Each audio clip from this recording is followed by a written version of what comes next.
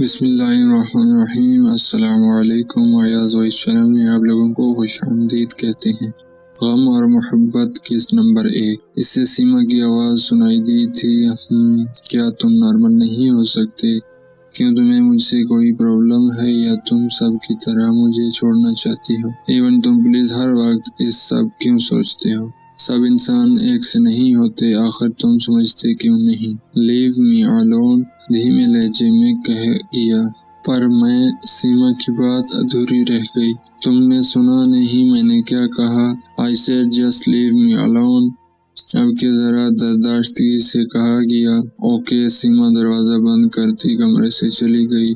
وہ سامنے کھڑکی سے نظر آتے چاند کو دیکھ رہا تھا۔ اسے چاند پسند نہیں تھا، اور شاید مرد بھی کیوں، اس کا جواب اس کے پاس بھی نہیں تھا۔ موبائل کی مسلسل ہوتی بیل سے اس کی آنکھیں کھلی تھیں۔ ایک نظر اس کے سائیڈ ٹیبل پر پڑے موبائل پر ڈالی تھی اور اسے غصے سے اٹھا کر دیوار میں دے مارا تھا۔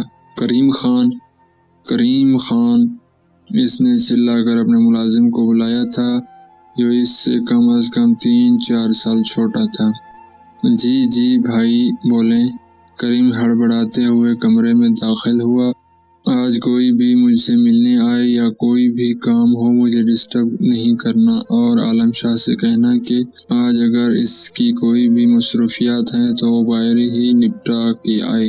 جی بھائی میں کہہ دوں گا، اور کوئی کام نہیں تم جا سکتے ہو۔ کریم جی اچھا کہتا کمرے سے نکل گیا اور وہ بیڈ پر لیٹا ماضی میں کہیں کھو گیا۔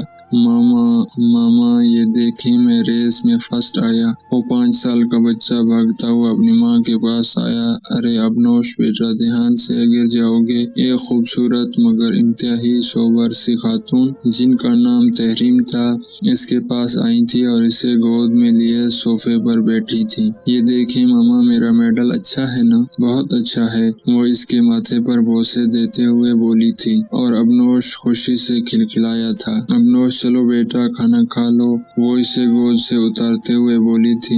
نو ماما میں نہیں کھاؤں گا، وہ منہ بسوڑتے ہوئے بولا۔ ابنوش اگر کھانا نہیں کھاؤ گے تو ریس کیسے جیتو گے؟ چلو شاباش کھانا کھا لو۔ اوکے ماما۔ اب کہ وہ مان گیا تھا، ایک ننھا سا آنسو اس کی آنکھوں سے نکل کر تکیے میں جذب ہو گیا تھا۔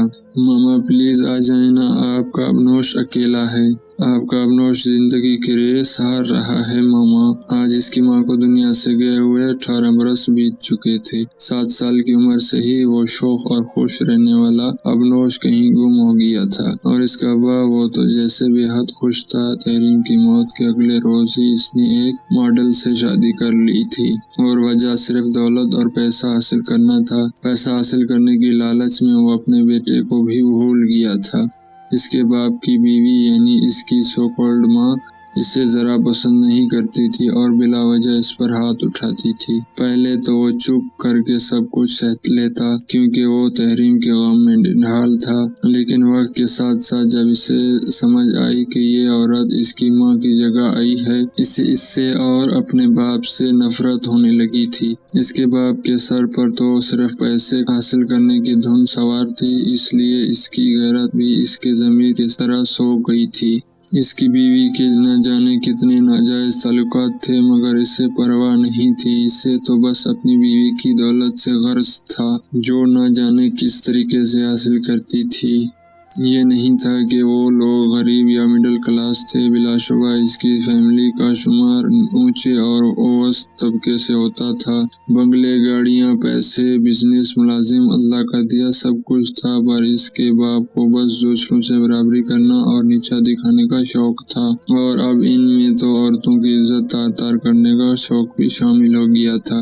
اس کی سفید شرٹ مقابل کے خون سے رنگ چکی تھی۔